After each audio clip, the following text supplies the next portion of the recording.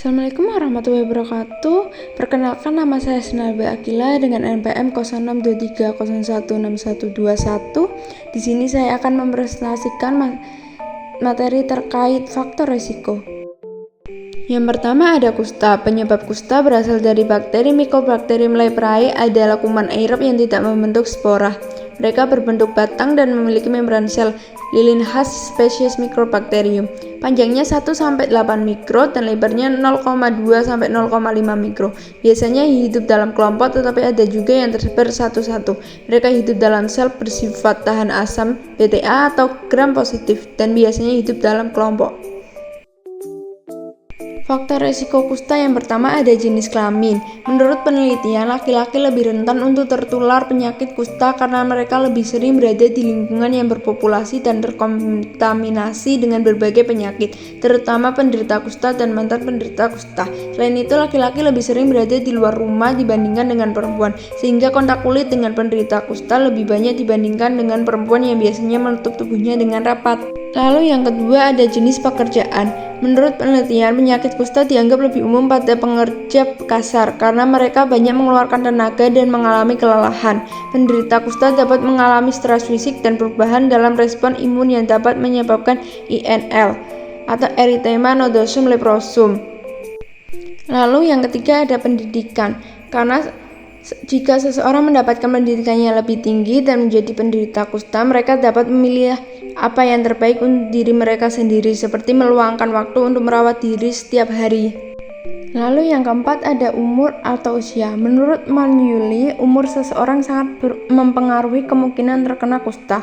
Saat didiagnosa kusta, orang di atas 15 tahun beresiko mengalami reaksi kusta. Orang di bawah 15 tahun cenderung lebih sedikit mengalami reaksi kusta. Ini karena dalam sistem kekebalan anak, tahun 2 dianggap kuat mampu mengatasi infeksi sehingga frekuensi reaksi kusta lebih rendah pada anak-anak. Sebaliknya, pada orang dewasa ada lebih banyak sel T. mori yang menyebabkan lebih banyak reaksi kusta. Lalu selanjutnya ada riwayat kontak. Karena penyakit ini timbul akibat kontak fisik yang erat dengan pasien yang terinfeksi, dan resiko ini menjadi jauh lebih besar bila terjadi kontak dengan kasus leishmaniasis. Yang keenam ada faktor lingkungan. Karena faktor lingkungan sangat penting untuk kita. Jika lingkungan sesuai dengan kebutuhan manusia untuk aktivitas, lingkungan akan mendorong kondisi yang baik. Dan jika lingkungan tidak sesuai dengan kebutuhan, sangat berpengaruh terhadap kesehatan kita. Daerah dengan tingkat endemitas yang lebih tinggi juga akan lebih sering terkontaminasi dengan penderita kusta.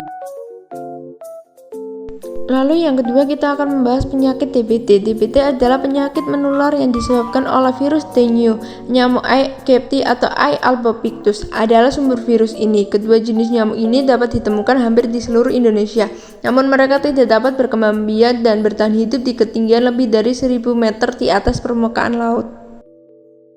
Faktor-faktor resiko DBD yang pertama ada umur atau usia. DBD umumnya terjadi pada anak-anak di bawah umur 15 tahun. Ini karena tubuh anak-anak lemah dan rentan terhadap penyakit. Anak-anak biasanya lebih banyak berada di luar rumah pada siang hari saat nyamuk Aegypti menggigit. Hasil penelitian menunjukkan bahwa sebagian besar orang yang menderita DBD berada di kelompok umur 5-14 tahun. Lalu faktor kedua dipengaruhi oleh jenis kelamin. Survei menunjukkan bahwa ada korelasi antara jenis kelamin dan tingkat infeksi dengue. DBD memiliki peluang 3.333 kali lebih besar bagi responden perempuan daripada laki-laki. Lalu yang ketiga ada perilaku, salah satu faktor utama yang mempengaruhi kesehatan individu. Sikap setiap orang yang mempengaruhi perubahan dalam perilaku sehat. Semakin baik tindakan yang diambil seseorang, semakin positif sikapnya terhadap sesuatu. Lalu yang keempat adalah faktor pendidikan. Seseorang yang menerima pendidikan formal memiliki pemahaman yang lebih baik, memiliki intuisi yang lebih baik, dan memiliki kepribadian yang lebih dewasa. Pemikiran dan wawasan yang lebih luas, terutama dalam bidang kesehatan, akan mempengaruhi bagaimana seseorang bertindak saat menghadapi masalah.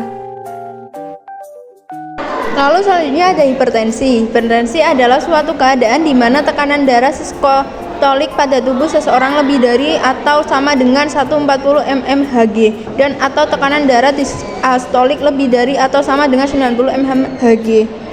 Faktor hipertensi sendiri ada dua, yaitu yang tidak dapat diubah dan dapat diubah. Faktor yang tidak dapat diubah ada genetik. Risiko terkena hipertensi pada kebutuhannya meningkat jika seseorang memiliki riwayat hipertensi dalam keluarga mereka. Keluarga dengan riwayat hipertensi meningkatkan risiko hipertensi 4 kali lipat dibandingkan dengan subjek tanpa riwayat hipertensi. Lalu faktor risiko hipertensi yang dapat diubah adalah konsumsi makan tinggi lemak, konsumsi natrium, kurang aktivitas fisik, lalu stres juga dapat mempengaruhi risiko hipertensi tersebut.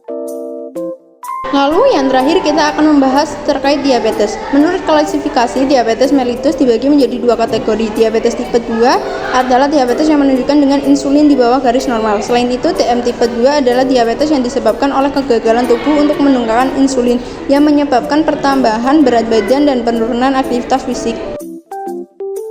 Faktor risiko diabetes disebabkan oleh 2 yang tidak dapat diubah ialah riwayat keluarga dengan DM. Penentu genetik diabetes dikaitkan dengan tipe histokompatibilitas HLA tertentu yang menunjukkan bahwa jika ada anggota keluarga yang menderita diabetes, maka mereka lebih beresiko menderita diabetes. Lalu faktor risiko diabetes yang dapat diubah ialah kurang aktivitas fisik, pengelolaan stres, obesitas.